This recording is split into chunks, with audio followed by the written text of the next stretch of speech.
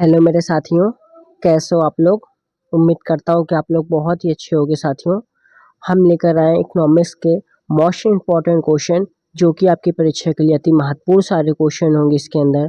तो साथियों, आप लोग क्लास को ध्यान से देखिए। चैनल पर नए हैं तो चैनल को जरूर सब्सक्राइब करके बेल आइकन को जरूर प्रेस करिए, क्योंकि सारे इंपॉर्टेंट क्वेश्चन आप लोगों को इस चैनल पे अपडेट होते रहेंगे। तो साथियों, आप लोग सब्सक्राइब करना ना भूलिए और वीडियो को ज़्यादा से ज़्यादा शेयर कर दीजिए। ठीक है साथियों, हमारा फर्स्ट क्वेश्चन क्या कहता है साथियों, आर्थिक नियोजन एक विषय है। आर्थिक नियोजन एक विषय है, तो यह समवर्ती सूची में आर्थिक नियोजन एक विषय है। ठीक है, ऑप्शन नंबर ए बिल्कुल इस क्वेश्चन का साथियों राइट आंसर होगा। ठीक है, हम लोग साथियों सारे क्वेश्चन के इंपॉर्टेंट पॉइंट पढ़ते हुए चलेंगे, जो कि ये बहुत ही इंपॉर्टेंट होते हैं। एक के पीछे हमारे कई सारे क्वेश्चन कवर हो जाते हैं। ठीक है साथियों, संविधान की 7वीं अनुसूची में समवर्ती सूची की प्रविष्टि संख्या 20 में आर्थिक एवं सामाजिक नियोजन का उल्लेख किया गया है, अर्थात इसका नियमन केंद्र तथा राज्य दोनों कर सकते हैं। ठीक है, नेक्स्ट क्वेश्चन साथियों, 7वीं पंचवर्षीय योजना मार्च 1990 में समाप्त हुई थी। 8वीं पंचवर्षीय योजना कब आरंभ हुई है, तो यह अप्रैल 1992 में आरंभ हुआ है। ठीक है, ऑप्शन नंबर डी बिल्कुल इस क्वेश्चन का साथियों राइट आंसर होगा। ठीक है, अब इसमें इंपॉर्टेंट पॉइंट क्या है हमारा, 7वीं पंचवर्षीय योजना 1985 से 90 31 मार्च 1990 को समाप्त हुई थी। 7वीं पंचवर्षीय योजना के समापन से 2 वर्ष के अंतराल के बाद 8वीं पंचवर्षीय योजना 1 अप्रैल 1992 से प्रारंभ हुई थी, जिसकी अवधि 31 मार्च 1997 तक थी। 1990 के आर्थिक संकट तथा राजनीतिक अस्थिरता के कारण 7वीं एवं 8वीं पंचवर्षीय योजनाओं के मध्य 2 वर्षों तक योजना अवकाश रहा है। कितना, 2 वर्षों तक योजना का अवकाश रहा है। ठीक है, नेक्स्ट क्वेश्चन साथियों, 10वीं पंचवर्षीय योजना, क्या 10वीं पंचवर्षीय योजना में विनियोग दर, 10वीं पंचवर्षीय योजना में विनियोग दर क्या है, तो यह जो है बचत दर से अधिक थी। क्या थी, बचत दर से अधिक थी। ऑप्शन नंबर बी बिल्कुल इसका राइट आंसर होगा। ठीक है साथियों, अब इसमें इंपॉर्टेंट पॉइंट क्या है साथियों हमारा, 10वीं पंचवर्षीय योजना यानी 2002 से 2007 में घरेलू बचत दर सकल घरेलू उत्पाद जीडीपी का लगभग 26.84% थी, जबकि इस अवधि में विनियोग दर सकल घरेलू उत्पाद जीडीपी का 28.41% थी। इसलिए विनियोग दर बचत दर से अधिक थी।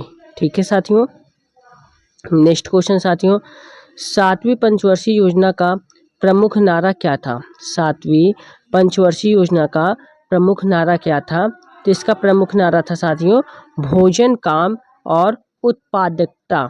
क्या था, भोजन, काम और उत्पादकता। ऑप्शन नंबर ए बिल्कुल इस क्वेश्चन का राइट आंसर होगा। जो भी साथियों ऑप्शन नंबर ए पे चूज किए हैं वो बिल्कुल सही थे। ठीक है, इस योजना में उन सभी नीतियों पर बल दिया गया, उन सभी नीतियों पर बल दिया गया जो खाद्यान्नों के उत्पादन में तीव्र वृद्धि एवं रोजगार अवसरों को बढ़ा सके तथा उत्पादकता में वृद्धि कर सके। इस योजना 1985 से 1990 के दौरान भारत गंभीर आर्थिक संकट से ग्रस्त था। परिमाणता वर्ष 1991 में भारत में उदारीकरण के युग में प्रवेश किया। इस समय अर्थव्यवस्था में व्यापार घाटा तथा राजकोषीय घाटा के रूप में जुड़वा घाटा की समस्या उत्पन्न हो गई थी। ठीक है, अब हम बढ़ते अपने नेक्स्ट क्वेश्चन की ओर साथियों। नेक्स्ट क्वेश्चन क्या कहता है, 11वीं पंचवर्षीय योजना का शीर्षक मुख्य उद्देश्य क्या था, तो इसका मुख्य उद्देश्य था तीव्रतर एवं अधिक समावेशी वृद्धि की ओर। ऑप्शन नंबर डी बिल्कुल इसका राइट आंसर होगा। ठीक है साथियों, अब इसमें के इम्पोर्टेंट पॉइंट क्या है साथियों हमारा, 11वीं पंचवर्षीय योजना यानी 2007 से 2012 का शीर्षक मुख्य उद्देश्य था तीव्र एवं आर्थिक समावेशी विकास। इस योजना में प्रतिवर्ष 9% की वृद्धि दर का उद्देश्य रखा गया था। ठीक है, नेक्स्ट क्वेश्चन की ओर से बढ़ते हैं साथियों। नेक्स्ट क्वेश्चन क्या है, निम्नलिखित में से, क्या बोल रहा है, निम्नलिखित में से राष्ट्रीय विकास परिषद का अध्यक्ष कौन होता है? तो कौन होता है? तो भारत का प्रधानमंत्री होते हैं। ठीक है, वो ऑप्शन नंबर ए बिल्कुल इस क्वेश्चन का राइट आंसर होगा।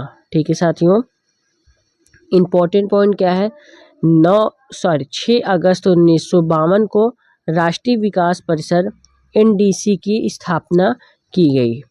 यह एक संविधानांतर निकाय है जिसका अध्यक्ष प्रधानमंत्री होता है तथा केंद्रीय कैबिनेट मंत्री सभी राज्यों के मुख्यमंत्री तथा केंद्र शासित प्रदेशों के प्रशासक इसके सदस्य होते हैं। ठीक है, अब हम बढ़ते अपने नेक्स्ट क्वेश्चन की ओर साथियों। नेक्स्ट क्वेश्चन क्या है, भारत में समपोषणी विकास का लक्ष्य इस सर्वप्रथम किस पंचवर्षीय योजना में अपनाया गया? तो यह जो है चतुर्थ पंचवर्षीय योजना में अपनाया गया था। Right answer option number B होगा। ठीक है साथियों, भारत में सर्वप्रथम समपोषणी विकास का लक्ष्य चतुर्थ पंचवर्षीय योजना में अपनाया गया था।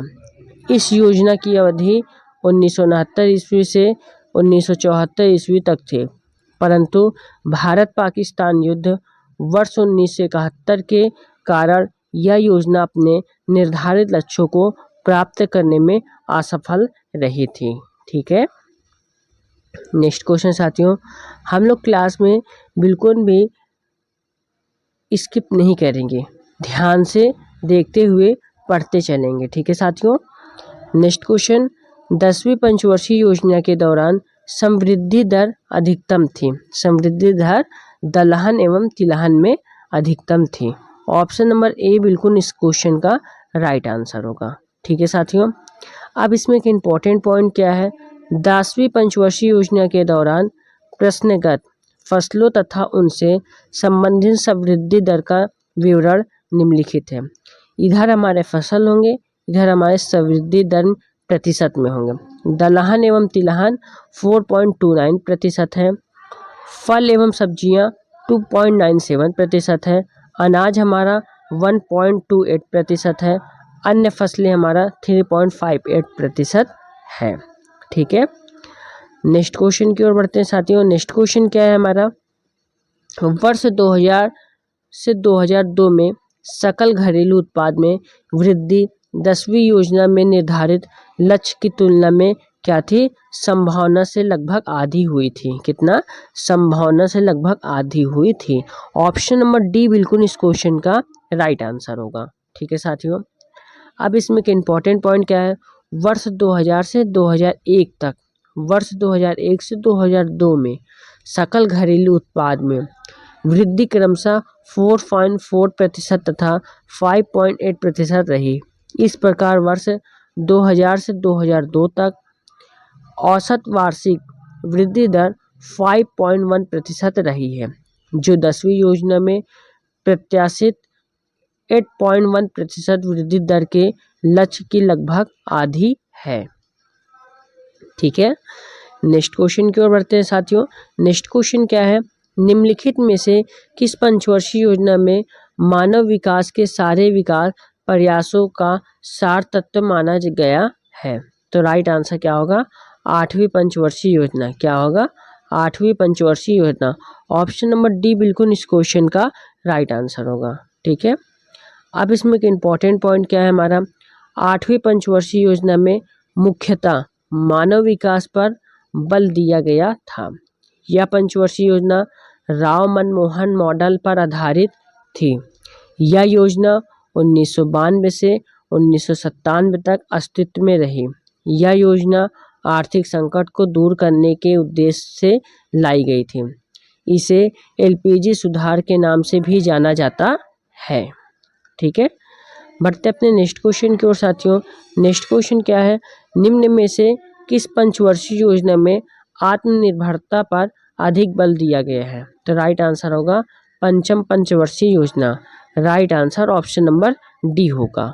ठीक है साथियों, अब इसमें एक इम्पॉर्टेंट पॉइंट क्या है साथियों, हमारा पांचवी पंचवर्षीय योजना 1974 से 1978 ईस्वी में कृषि एवं रक्षा क्षेत्र में आत्मनिर्भरता पर अधिक बल दिया गया। साथ ही इसमें रोजगार, गरीबी उन्मूलन तथा न्याय आदि प्रमुख लक्ष्य रखे गए हैं। अब हम बढ़ते हैं अपने नेक्स्ट क्वेश्चन की ओर साथियों। नेक्स्ट क्वेश्चन क्या है साथियों, हमारा वर्तमान में क्या बोल रहा है, वर्तमान में भारत की योजनाओं के सार्वजनिक व्यय हेतु अधिकतम साधन कहाँ से प्राप्त किए जाते हैं। तो यह साथियों हमारा ऋण से प्राप्त किए जाते हैं। कहाँ से प्राप्त किए जाते हैं, ऋण से प्राप्त किए जाते हैं। ऑप्शन नंबर डी बिल्कुल इस क्वेश्चन का राइट आंसर होगा। ठीक है साथियों, इम्पोर्टेंट पॉइंट क्या है, वर्तमान में भारत की योजनाओं के सार्वजनिक व्यय हेतु अधिकतम साधन ऋणों के माध्यम से प्राप्त किए जाते हैं। ऋणों के अंतर्गत बाजार ऋण, अल्पावधि ऋण, विदेशी सहायता, लघु बचतों के बदले में जारी प्रतिभूतियां, राज्य भविष्य निधियां, पूंजीगत प्राप्तियों के उधार एवं अन्य देयताएं आते हैं। ठीक है, अब हम बढ़ते हैं अपने नेक्स्ट क्वेश्चन की ओर साथियों। नेक्स्ट क्वेश्चन क्या है, 12वीं पंचवर्षीय योजना का मुख्य उद्देश्य क्या था। मुख्य उद्देश्य था तीव्रतर, धारणी और अधिक समावेशी विकास। ठीक है, ऑप्शन नंबर डी बिल्कुल इस क्वेश्चन का राइट आंसर होगा। ठीक है, 12वीं पंचवर्षीय योजना 12 से 17 तक का मुख्य उद्देश्य था तीव्रतर, धारणी एवं अधिकतम समावेशी विकास। यह अंतिम पंचवर्षीय योजना थी। अब नीति आयोग NITI आयोग से पंचवर्षीय योजनाओं के स्थान पर भिन्न भिन्न अवधियों की 3 योजनाएं प्रस्तावित की हैं। 15 वर्षीय दृष्टिपीठ, 7 वर्षीय रणनीति तथा 3 वर्षीय एक्शन एजेंडा है। ठीक है साथियों, अब हम बढ़ते अपने नेक्स्ट क्वेश्चन की ओर। उम्मीद करता हूँ आप लोगों को क्लास पसंद आ रही है। तो क्लास पसंद आ रही है तो साथियों क्लास को एक लाइक जरूर कर दीजिए। नेक्स्ट क्वेश्चन, राष्ट्रीय नियोजन में रोलिंग प्लान की अवधारणा किस सरकार के द्वारा लागू की गई थी। तो यह हमारा जनता पार्टी की सरकार के द्वारा लागू की गई थी। Right answer option number C होगा।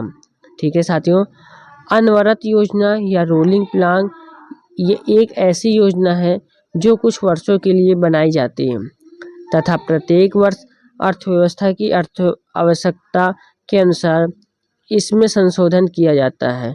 यह अवधारणा जनता पार्टी की सरकार 1977 से 1980 ईस्वी द्वारा लागू की गई थी।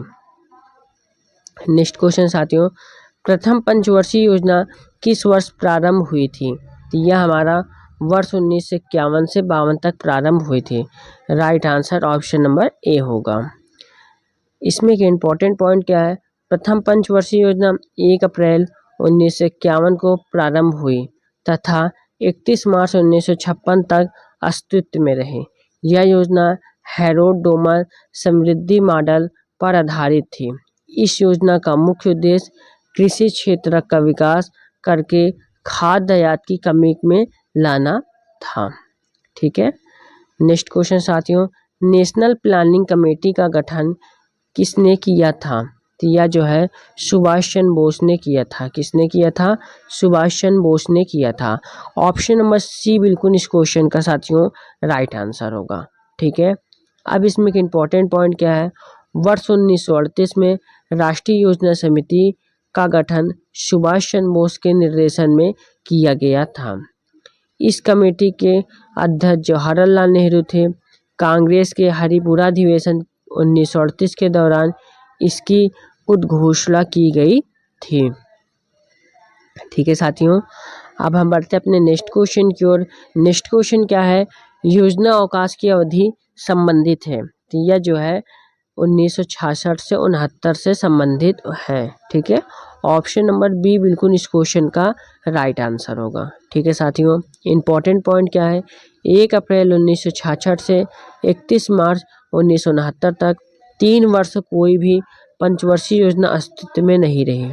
अतः 1966 से 69 के मध्य की अवधि को ही भारतीय नियोजन के इतिहास की योजना में अवकाश कहा जाता है। ठीक है साथियों, बढ़ते अपने नेक्स्ट क्वेश्चन की ओर। नेक्स्ट क्वेश्चन क्या है, 10वीं पंचवर्षीय योजना में किस क्षेत्र में उच्चतम वृद्धि दर लक्षित की गई थी। 10वीं पंचवर्षीय योजना में किस क्षेत्र में उच्चतम वृद्धि दर लक्षित की गई थी। तो यह जो है साथियों संचार होगा। ऑप्शन नंबर सी बिल्कुल इस क्वेश्चन का राइट आंसर होगा। इंपॉर्टेंट पॉइंट, 1 अप्रैल 2002 से 31 मार्च 2007 की अवधि वाली 10वीं पंचवर्षीय योजना में संचार क्षेत्र में 15.0% वृद्धि दर का लक्ष्य निर्धारित किया गया था, जो अन्य क्षेत्रों की लक्षित वृद्धि दरों से अधिक थी। ठीक है, नेक्स्ट क्वेश्चन साथियों, 11वीं पंचवर्षीय योजना में किस क्षेत्र में सबसे अधिक रोजगार के अवसर में वृद्धि की आशा की गई थी। तो यह जो है साथियों निर्माण कार्य है। Right answer option number B होगा।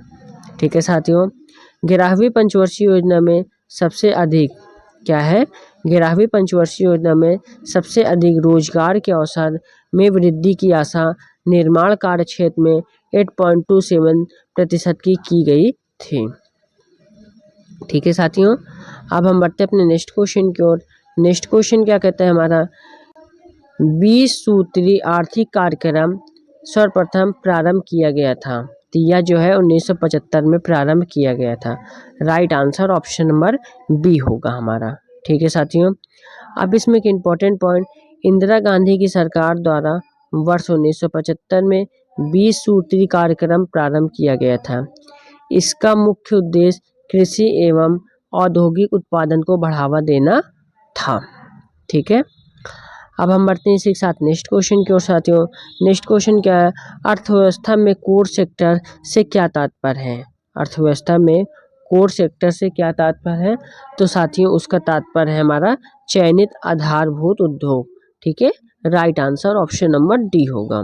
ठीक है, इंपॉर्टेंट पॉइंट साथियों, कोर सेक्टर अर्थव्यवस्था में 8 ऐसे उद्योग हैं जो अर्थव्यवस्था की दीर्घकालिक आर्थिक विकास की दृष्टि से विशेष महत्व रखते हैं। इसके अंतर्गत कोयला, कच्चा तेल, प्राकृतिक गैस, पेट्रोलियम रिफाइनरी उत्पाद, उर्वरक, इस्पात, सीमेंट तथा विद्युत शामिल है। ठीक है, नेक्स्ट क्वेश्चन की ओर बढ़ते हैं साथियों। नेक्स्ट क्वेश्चन क्या है साथियों, क्लास को आप लोग एक शेयर जरूर कर दीजिए और लाइक ज़रूर कर दीजिए, क्योंकि आप लोगों के लिए इम्पोर्टेंट क्वेश्चन लेकर आता हूँ जो कि आपकी परीक्षा के लिए बहुत ही इम्पोर्टेंट है। ठीक है, नेक्स्ट क्वेश्चन, 11वीं पंचवर्षीय योजना में सकल घरेलू उत्पाद की वार्षिक समृद्धि दर का लक्ष्य क्या था। तो उनका लक्ष्य था 9.0%। Right answer option number C होगा हमारा। ठीक है, अब इसमें एक इम्पॉर्टेंट पॉइंट क्या है, 11वीं पंचवर्षीय योजना 2007 से 12 के दौरान सकल घरेलू उत्पाद की वार्षिक समृद्धि दर का मूल लक्ष्य 9.0% था, जिसे संशोधन के बाद घटाकर 8.1% कर दिया गया था। अब हम बढ़ते हैं अपने नेक्स्ट क्वेश्चन की ओर। नेक्स्ट क्वेश्चन क्या है, 12वीं पंचवर्षीय योजना की अवधि क्या थी। 12वीं पंचवर्षीय योजना की अवधि क्या थी, तो राइट आंसर क्या होगा, 2012 से 17 तक। ठीक है, right answer option number B होगा। ठीक है साथियों, अब इसमें एक इम्पॉर्टेंट पॉइंट क्या है, 12वीं पंचवर्षीय योजना की अवधि वर्ष 2012 से 17 तक थी।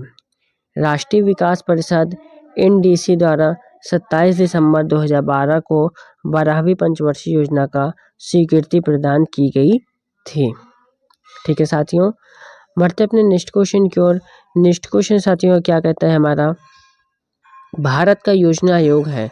भारत का योजना आयोग है, तो भारत का योजना आयोग एक सलाहकारी संस्था है। क्या है, एक सलाहकारी संस्था है। ऑप्शन नंबर बी बिल्कुल इस क्वेश्चन का राइट आंसर होगा। ठीक है साथियों, इम्पॉर्टेंट पॉइंट क्या है, वर्ष 1946 में गठित नियोगी समिति की संस्तुति पर योजना आयोग का गठन 15 मार्च 1950 को केंद्रीय मंत्रिमंडल के प्रस्ताव पर किया गया। यह गैर संवैधानिक निकाय के रूप में कार्य करता है। यह एक सलाहकारी संस्था थी। प्रधानमंत्री योजना आयोग के पदेन अध्यक्ष होते थे। योजना आयोग 1 जनवरी 2015 को एक नए संस्थान नीति आयोग द्वारा प्रस्थापित कर दिया गया था। ठीक है, बढ़ते अपने नेक्स्ट क्वेश्चन की ओर। नेक्स्ट क्वेश्चन क्या है, नीति आयोग कब अस्तित्व में आया था? नीति आयोग कब अस्तित्व में आया था? तो यह जो है साथियों 1 जनवरी 2015 को अस्तित्व में आ गया था। ऑप्शन नंबर सी बिल्कुल इस क्वेश्चन का राइट आंसर होगा। ठीक है, इंपॉर्टेंट पॉइंट क्या है, 1 जनवरी 2015 को योजना आयोग को प्रतिस्थापित करके नीति आयोग का गठन किया गया था। ठीक है, नीति आयोग का संयोजन क्या है? अध्यक्ष हमारे प्रधानमंत्री हैं, उपाध्यक्ष इसको प्रधानमंत्री द्वारा नियुक्त किया जाता है। इसके प्रथम उपाध्यक्ष अरविंद पनगड़िया थे। वर्तमान में इसके उपाध्यक्ष डॉक्टर सुमन बेरी हैं। ठीक है, और इसके संचालन परिषद हमारे सभी राज्यों के मुख्यमंत्री एवं केंद्र शासित प्रदेशों का उपराज्यपाल है। क्षेत्रीय परिषद विशिष्ट क्षेत्रीय मुद्दों को संबोधित करने के लिए प्रधानमंत्री या उसके द्वारा नामित व्यक्ति मुख्यमंत्रियों एवं उपराज्यपालों की बैठक की अध्यक्षता करता है। और हमारे तदर्थ सदस्यता अग्रणी अनुसंधान संस्थान के बारी बारी 2 पदेन सदस्य होते हैं। पदेन सदस्यता क्या है? प्रधानमंत्री द्वारा नामित केंद्रीय मंत्रिपरिषद के अधिकतम 4 सदस्य हैं। ठीक है, और इसमें मुख्य कार्यकारी अधिकारी सीईओ यानी भारत सरकार का सचिव जिसे प्रधानमंत्री द्वारा एक निश्चित कार्यकाल के लिए नियुक्त किया जाता है। वर्तमान में BVR सुब्रमण्यम इसके मुख्य कार्यकारी अधिकारी हैं। विशेष आमंत्रित प्रधानमंत्री द्वारा नामित विभिन्न क्षेत्रों में के विशेषज्ञ। ठीक है, अब हम बढ़ते अपने नेक्स्ट क्वेश्चन की ओर। नेक्स्ट क्वेश्चन क्या है साथियों हमारा, निम्नलिखित में से कौन सा भारत में सतत विकास लक्ष्यों के कार्यान्वयन के लिए एक नोडल संस्था है? तो राइट आंसर क्या होगा? नीति आयोग। ऑप्शन नंबर सी बिल्कुल इस क्वेश्चन का राइट आंसर होगा। ठीक है, इम्पॉर्टेंट पॉइंट क्या है, सतत विकास लक्ष्यों यानी SDG को वैश्विक लक्ष्यों के रूप में भी जाना जाता है। वर्ष 2015 में संयुक्त राष्ट्र महासभा ने सतत विकास हेतु एजेंडा 2030 तक अपनाया था। भारत में सतत विकास लक्ष्यों एजेंडा 2030 के समन्वय एवं कार्यान्वयन हेतु नोडल संस्थान नीति आयोग है। ठीक है, नीति आयोग द्वारा सतत विकास लक्ष्य SDG इंडिया इंडेक्स और डैशबोर्ड 2020-21वां का 3रा संस्करण जारी किया गया। इसको संयुक्त राष्ट्र के सहयोग से विकसित किया गया है। इस संस्करण के अनुसार केरल ने 75 के स्कोर के साथ रैंकिंग में शीर्ष अपना स्थान बरकरार रखा। इसके पश्चात क्रमशः तमिलनाडु और हिमाचल प्रदेश दोनों ने 72 स्कोर किया। बिहार, झारखंड और असम सबसे खराब प्रदर्शन करने वाले राज्य थे। ठीक है, नेक्स्ट क्वेश्चन साथियों, 12वीं पंचवर्षीय योजना के संदर्भ में कौन सा बिंदु सही है?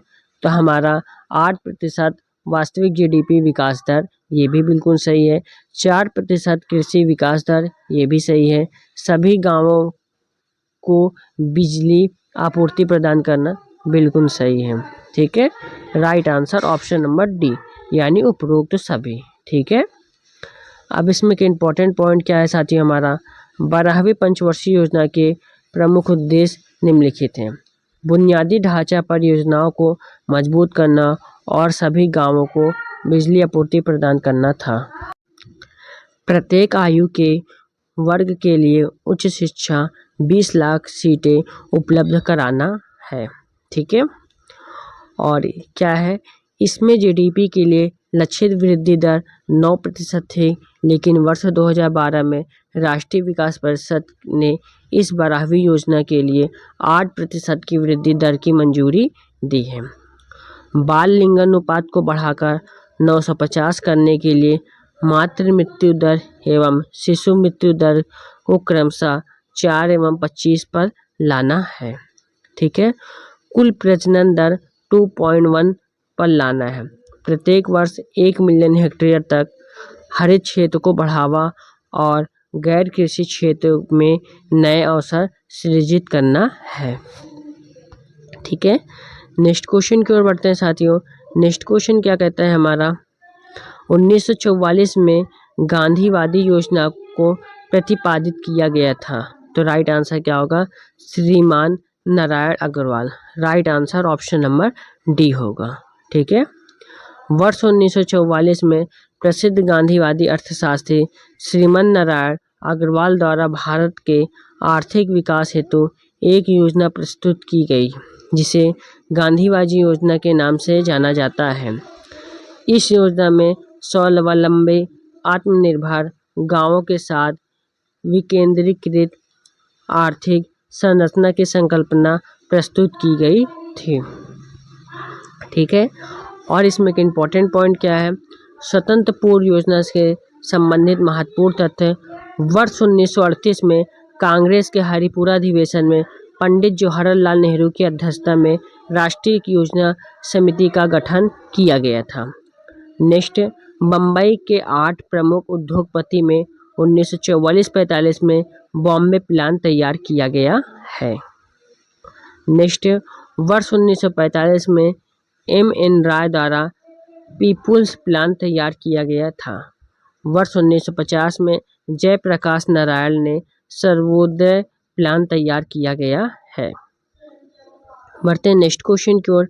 नेक्स्ट क्वेश्चन क्या है, पिछड़े देशों के लिए रोलिंग प्लान का सुझाव किसके द्वारा दिया गया था। यह जो है गुन्नार मिर्डल के द्वारा सुझाव दिया गया था। ठीक है, right answer option number A होगा।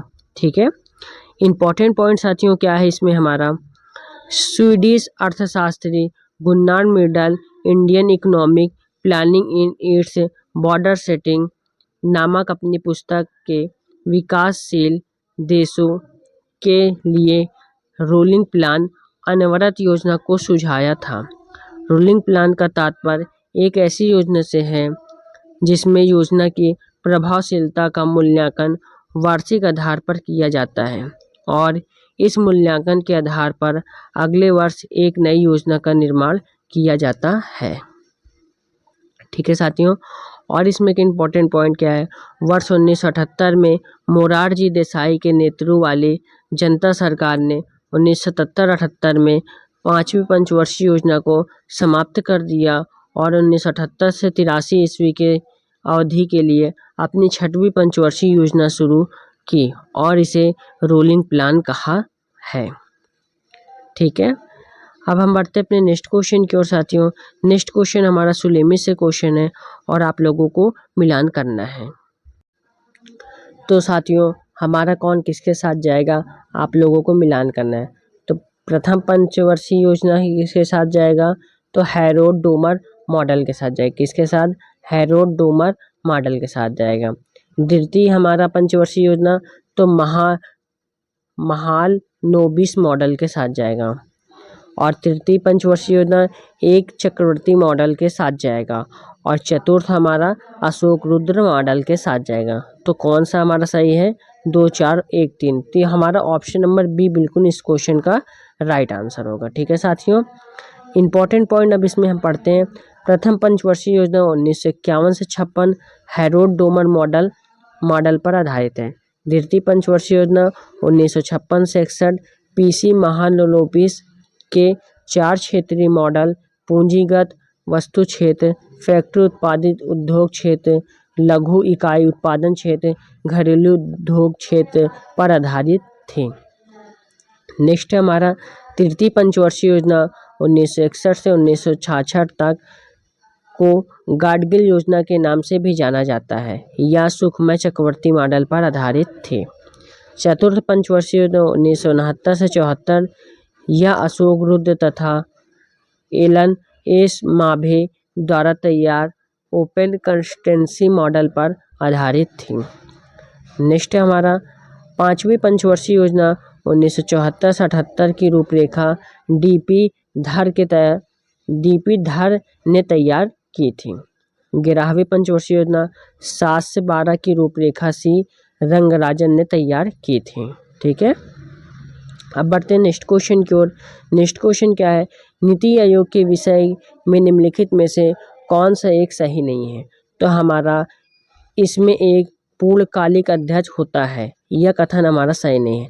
Right answer option number B होगा हमारा। ठीक है साथियों, 1 जनवरी 2015 को योजना आयोग के स्थान पर नीति आयोग का गठन किया गया, जिसमें सहकारी संघवाद की भावना को रखते हुए अधिकतम शासन, न्यूनतम सरकार की परिकल्पना पर जोर दिया गया। इसके लिए बॉटम अप दृष्टिकोण को अपनाया गया है। ठीक है साथियों, क्लास कैसी लगी आप लोगों को? क्लास अच्छी लगी तो क्लास को एक लाइक ज़रूर कर दीजिए। चैनल पर नए हैं तो चैनल को ज़रूर सब्सक्राइब करके बेल आइकन को ज़रूर प्रेस करें, ताकि आने वाली हर एक वीडियो की नोटिफिकेशन आप लोगों को आसानी से मिलती रहे। ठीक है साथियों, जय हिंद, जय भारत।